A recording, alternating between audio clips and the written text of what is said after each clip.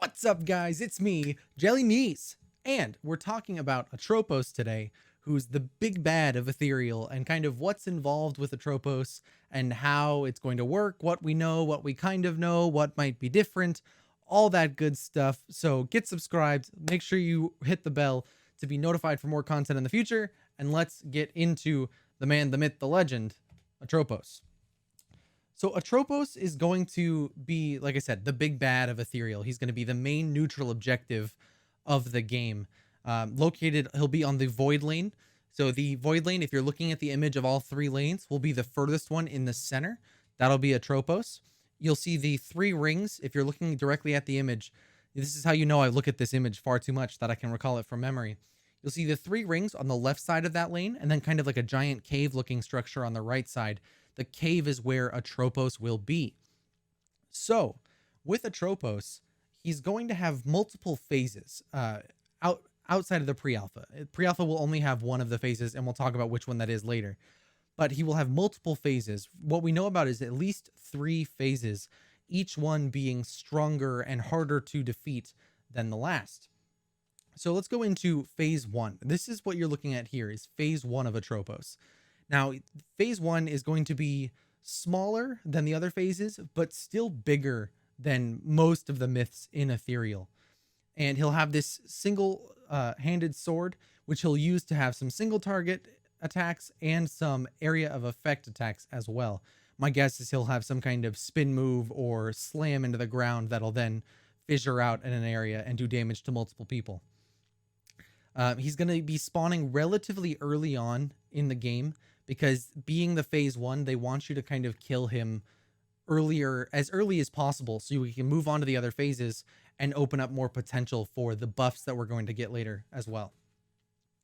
And so once, we don't know quite how the transitions are going to work, but once you get Atropos to a low enough HP, or you kill him and he mutates into the second evolution or phase, he will turn into this beautiful person.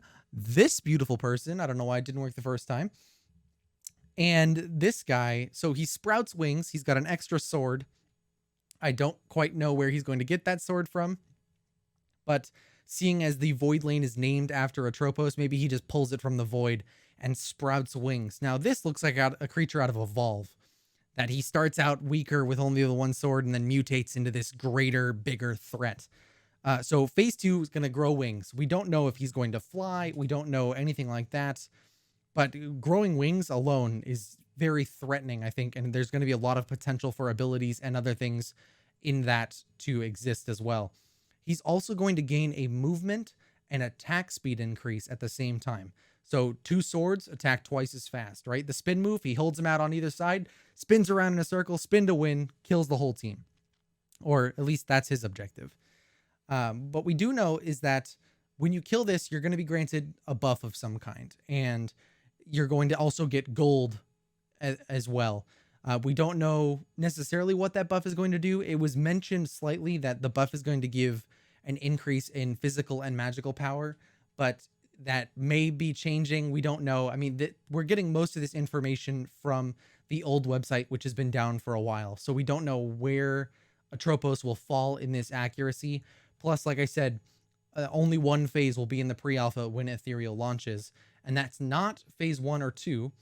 But just like phase 1, when you get this one to a low enough HP, or potentially kill him, or get him down to 0 HP rather, then he will turn into the biggest, baddest version of Atropos, this guy. So we started out with phase 1 being slightly bigger than the majority of myths, right? So he's not small by any means, but he's also not massive. Now we know Grognark is one of the bigger myths of the 14 that we do know about. He claims in his voice lines used to be a mountain, now he's a pebble, right? So he's smaller than he used to be, but he's still a very large character. This puts into perspective a little bit of how big phase 3 Atropos will be in comparison to Grognark, which is absolutely insane if you think about it. That he goes from just slightly bigger than a normal myth to 3 or 4 times the size of the biggest myth we know about is crazy. But he's increase in size also is going to increase his power. He's going to have several AoE attacks, several single target attacks, as well as projectiles that are going to come off. Now, if you guys remember in the video we did covering the jungle, the neutral objectives, you were able to see these kind of like vortexes around him and some projectiles flying off of him that I imagine will hit you as well, which, I mean, that's just goes to show that even your backline isn't going to be safe when you're fighting this objective. It'll be really interesting to see what you get for taking this version of Atropos. I imagine he's going to be the most difficult. Well, he's definitely going to be the most difficult, but most difficult in that you're going to need the most team members, probably all 6, maybe just 5, to take on this version of Atropos, whereas the others you might be able to get away with less and less. Now, something that was mentioned on the previous website, but I haven't heard anything about since then, is that Atropos would have targets on him. And that if you aimed at these targets and did damage to these specific targets, it would increase the amount of damage he takes and weaken him for a little bit. But it's just a slight weaken in that he's taking more damage, but he's actually going to be dealing more damage, as it's going to send him into a rampage. And I assume you'll get 2 or 3 attacks going off at the same time. So you can kill him faster, but he might kill you just as quickly. So it's a give and take, kind of like everything else we've seen with Ethereal thus far. I think that that's absolutely incredible. It's a good system to have. And they mentioned that killing phase 3 of Atropos will grant your team a significant advantage over the enemy team, which, I mean, based on how hard it sounds like it's going to be to do that, makes perfect sense. And I'm perfectly okay with that. Is that when you see the enemy team is slain Atropos, you know you messed up. You should have been doing something, pushing lanes, stopping them, whatever it takes, because now you're going to have to go hard on the defensive to keep them from just storming up your base and killing your elder. The thing that it doesn't go into too much detail about is the buffs and what you're going to get from each phase and what makes it all worth it. It says significant advantage, and it says it gives physical and magical damage as well, but that's fairly vague. That could mean a whole bunch of things. Is it to extra damage to towers? Does it buff your minions? What are all the objectives and advantages you can get from killing, especially phase 3 Atropos? So I kind of wanted to go over at least my thoughts on what each one could be and what they are per each phase. So if we go back to phase 1 Atropos, I'd imagine has to have a more single target reward, that whoever lands the last hit on Atropos gets the buff solely for themselves, and that's increased damage or to push a lane or whatever it may be. I think that that's a great objective to have, in that it's only going to take maybe 2 or 3 people to kill this version of Atropos, but doing so will still be worthwhile to a member of your team. If it benefits a lane more, you take your mid laner and your jungler, or your junglers for that matter, which we'll have a video talking about layouts coming this week as well. But you take them all to the Atropos pit, kill phase 1, give the buff to your mid laner, make sure they secure that last hit.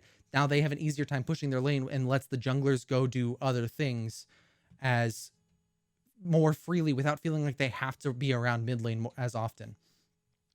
And of course, this would give some kind of gold to, I would say, your entire team. I think it feels really bad when only some members of your team get gold for a global objective. But I'm thinking something small, 100 gold, 50 gold, something among those lines to benefit your team. And it is a gold advantage. So across team wide, if it was 100 gold, you get 600 gold as a team, which I think would be very, very beneficial. Now for phase 2, we kind of scale that up a little bit. Just like Atropos scales up, we scale the buff up. That instead of just being whoever lanes the last hit, it's whichever allied team members are present for the buff. So if I take the Archmage, the 2 junglers, and let's say the Berserker's there with us, or the offlaner's there with us, we have 4 people there. We take on phase 2. It's hard, but we managed to take him. That means the 4 of us would get the buff, and the carry and cleric off in the duo lane would not. So it's a slight increase into the effectiveness of the buff that these four are getting it. They're able to empower the minions or gain extra damage or whatever it may be. But it's not so devastating as being team wide quite at this point. Being a phase 2, I'd imagine that this is probably happening around 15 to 25 minutes into the game. And giving a team wide buff like that could just end the game right then and there. With 6 people, if they all come together and push down a lane, they might be able to just end the game right there. So I don't think it's effective to give it to the whole team, but make it so that as many people as are there get the buff, because that offers a counterplay for the enemy team at the same time. Now for phase 2, I think you should definitely scale up the gold a little bit. Instead of 100 gold to the entire team or to each member on the team, make it 200 gold to each member on the team. Phase 1, 2, and 3, I'm thinking scale them up by 100 each. So that means 200 gold times 6 people, that's 1200 gold for your team off of the objective. That's a lot of gold when you think about it, but also not enough to be crazy effective at the same time. So then we get on to phase 3 once more. And phase 3, you have to give the buff to your entire team. It's more than likely your entire team is going to be present for phase 3 anyway, but even on the off chance that it's not, that not your whole team isn't, then make it so that the buff goes team wide and the gold goes team wide. So everybody gets the buff, even whether it's stronger or not, we'll have to wait and see depending on how strong Atropos is. But the gold, like I said, about 300 gold, I would think, per each team member, giving you plenty of gold to work with. I mean, you're giving the team 1800 gold instantly, but they're spending a lot of time and resources on this boss. And if it's as hard as it sounds like it's going to be, they're going to have to go back to base right afterwards. So it's going to be a very worthwhile and time-intensive objective, but there have to be rewards in order to make it feel that worthwhile at the same time.